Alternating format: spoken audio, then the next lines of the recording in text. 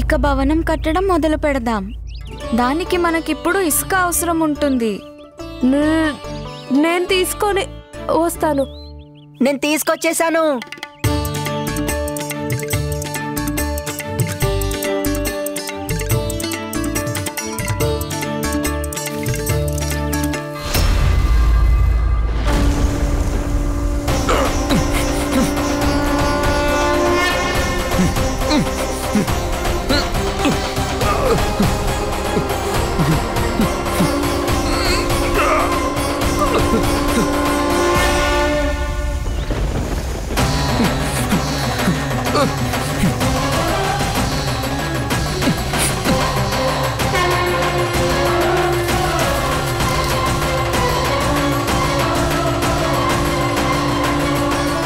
కానీ ఇది ఎండు ఇసుక, దీనికి నీళ్లు కూడా కావాలి కదా. నదిలోంచి తీసుకురావాల్సిందే. అమ్మ నన్ను నది దగ్గరకు వెళ్ళొద్దని మళ్ళీ మళ్ళీ చెప్పింది. అదిగో నీళ్లు.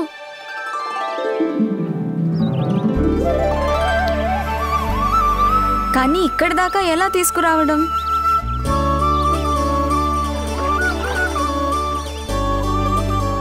దోణి చేద్దాం.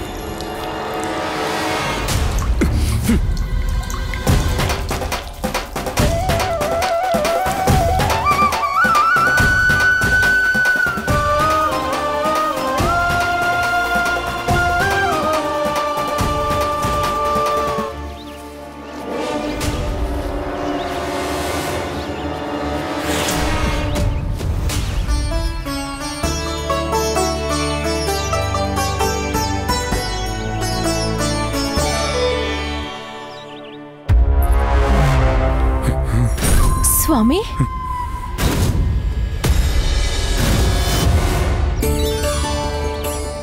దీనితో తోట తయారు చేద్దాం.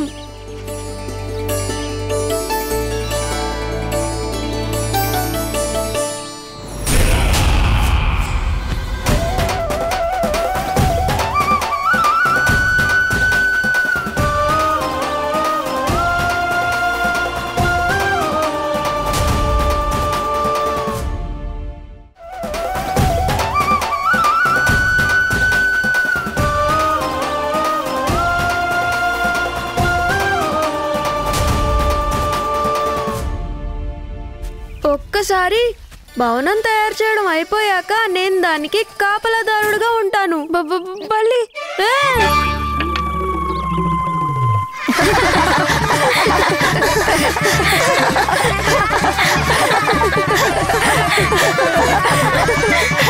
ఉత్తమమైన కాపలాదారుడు. చూడండి మిత్రులారా, గోకుల రాకుమారుడి రాజభవనం. ఆగండి ఆగండి, దీని మీద కన్నయ్య ధ్వజమేం లేదు కదా. అక్కడ ఇక్కడ వెతకాల్సిన అవసరం లేదు ప్రభువు, ధ్వజం మీ దగ్గరే ఉంది కదా. ధ్వజాన్ని నేను ఏర్పాటు చేస్తాను, నాకు కర్ర కావాలంతే.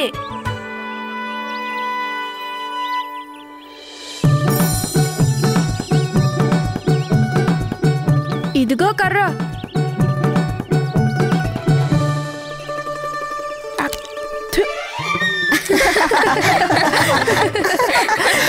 వీడికి చేతనైతే ఆ కర్ర కూడా తినేస్తాడు. నువ్వేం విచారించకు సుబలా, నా దగ్గర కర్ర కంటే మంచి ఆహారమే ఉంది తినడానికి.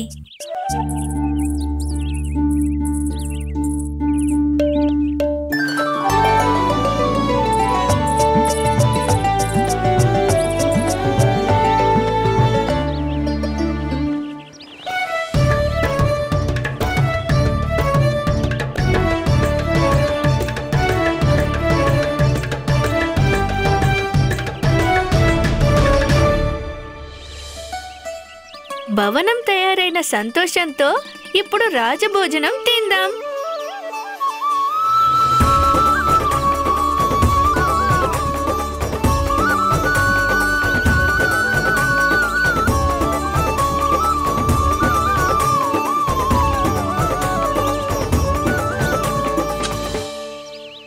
ఇదిగో ధ్వజం, ఇది దానికి ఊత.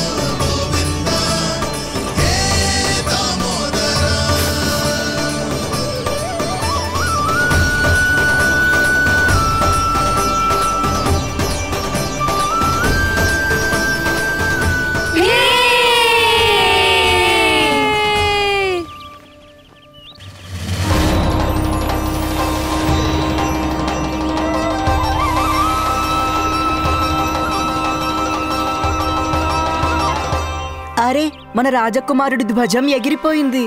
రాజకుమారుడు కాదు, కన్నయ్య అని పిలువు.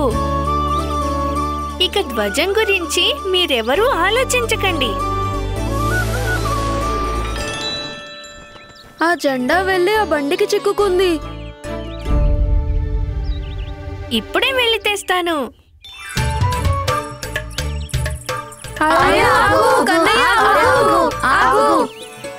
కన్నయ్య, దాని మీదకెక్కద్దు, అది పాత బండి. విరిగిందంటే నీకు దెబ్బలు తగులుతాయి. నాకేమి కాదులే అన్నా. విన్నారుగా మీరు, ఇది బండి కాదు, ఇది నా రథం. స్వామి, నన్ను ఇక్కడికెవరు తీసుకొచ్చారు? నా తపస్సుని ఎవరు భంగం చేశారు?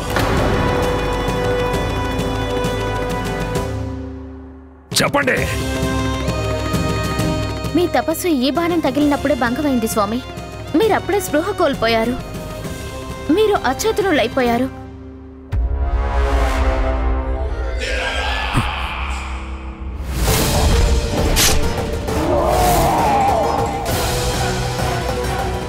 కానీ ఇది చాలా చిత్రమైన విషయం. ఆ బాణం తునిరం నుంచి దానంతట అది ఎలా వచ్చింది?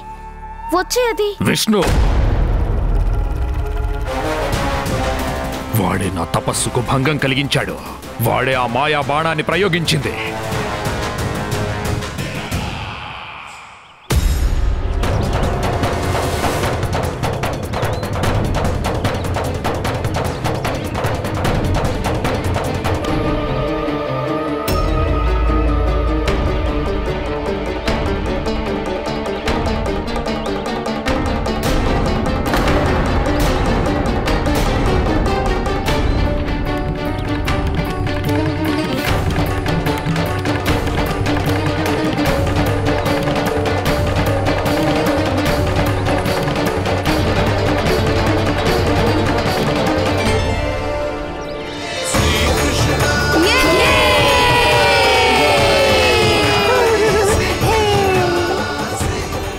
ధ్వజం దొరికేసింది, ధ్వజం దొరికేసింది.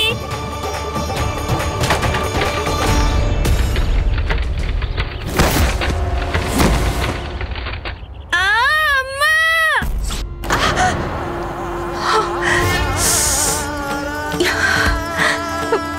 అమ్మా!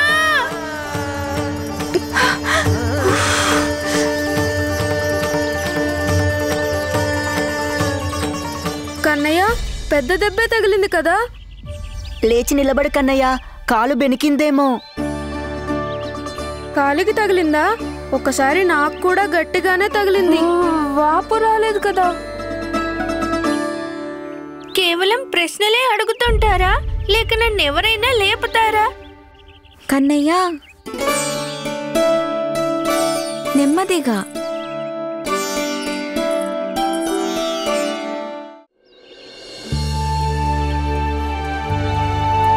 చూస్తుంటే కొంచెం ఎర్రబడింది కన్నయ్య. గాయం లోపల అయినట్లుంది. నొప్పి బాగా ఉందా? అవునన్నా, చాలా ఎక్కువే ఉంది. కన్నయ్య, ఏం జరిగింది? కన్నయ్య,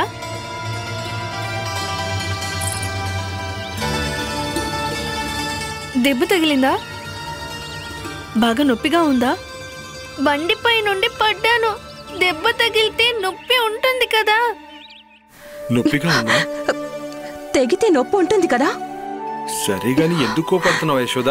పద, కట్టు కడతాను. అవసరం లేదండి. కట్టు కట్టించుకునేంత సమయం లేదు. పసుపు పెడితేనే తగ్గిపోతుంది. ఇంతవరకు ఏమీ చేయలేదు. కన్నయ్య ఆకలితో వస్తూనే ఉంటాడు. సరే కానీ యశోద, చెప్పాను కదా. మందు రాయాల్సిందే. నువ్వింటికి పద. ఇంట్లో మందులుంటాయి, రాస్తాను. ఏమయ్యింది? నొప్పి బాగా పెడుతుందా? కన్నయ్య, నడవలేకపోతున్నావా?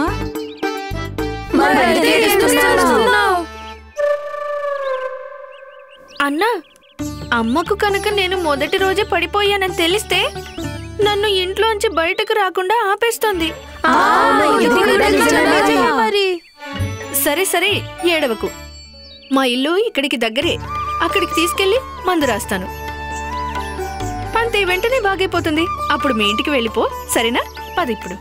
లేదు, నేను మా అమ్మ దగ్గరికే వెళ్తాను. అమ్మకు తెలియకూడదు, కానీ అమ్మ దగ్గరికే వెళ్ళాలా? కన్నయ్య, నువ్వేమీ చింతించకు. మేమేదో ఒక విధంగా పెద్దమ్మను ఒప్పిస్తాం. నువ్వు ఇంట్లోనే చిక్కుకోకుండా బయటికి రావడానికి ఒప్పిస్తాం. నిజంగానా? నిజంగానే. పద, నేను ఇంటికి తీసుకువెళ్తాం.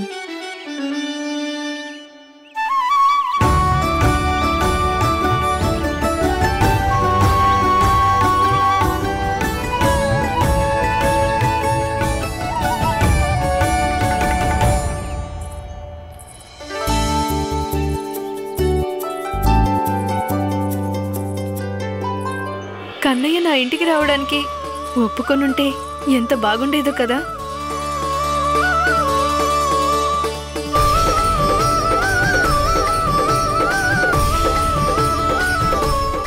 నా చేత్తో ఎంతో ప్రేమగా వెన్న తినిపించేదాన్ని.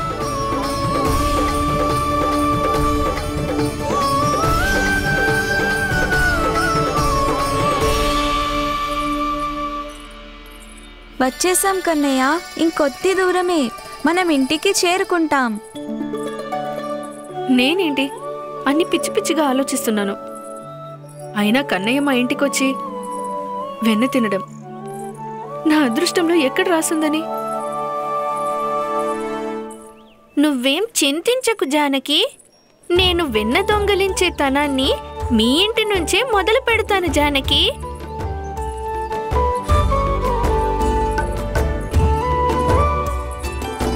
చూస్తుంటే ఇంటికి చేరుకుంటున్నామనే ఆనందంతో నీ కాలు నొప్పి దాన్నంటా తాదే మాయమైనట్లుంది.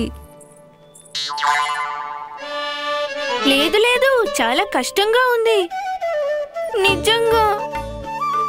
సరే, త్వరగా పద.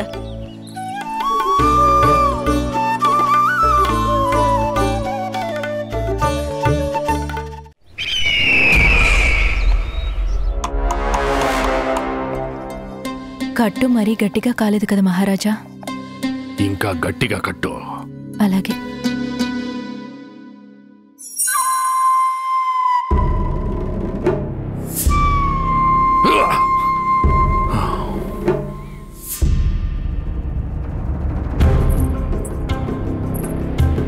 మహారాజా, నొప్పికి ఔషధం.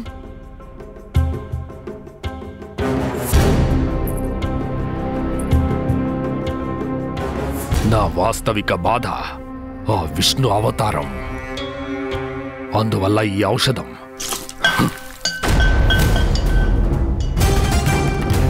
నాకెలాంటి లాభాన్ని ఇవ్వదు. లాభం ఉంటుంది.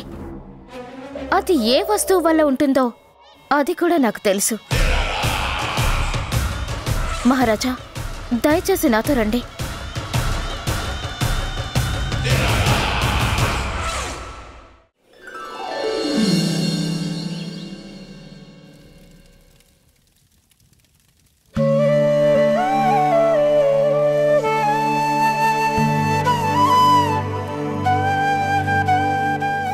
అంత్యక్రియ వెళ్ళి చాలాసేపు అయ్యింది.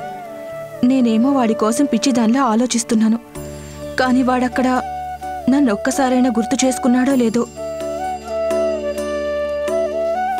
వాడు హాయిగా ఆడుకుంటూ ఉంటుంటాడు. నేను కూడా కాస్త ఎక్కువగానే ఆలోచిస్తుంటాను నిజంగా.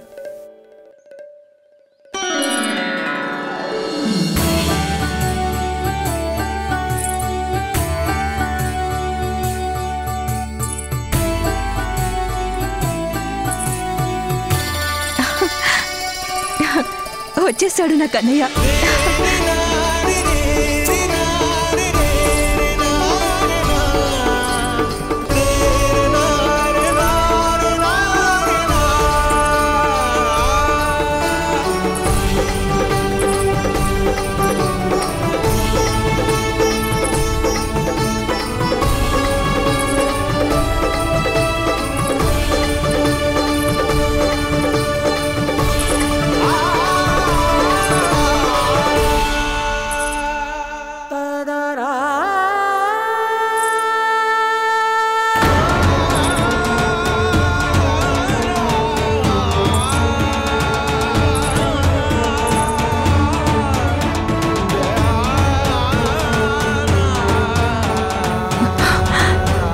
ఏమైంది నీకు? కన్నయ్య, దెబ్బ తగిలిందా? ఏమైంది కన్నయ్య?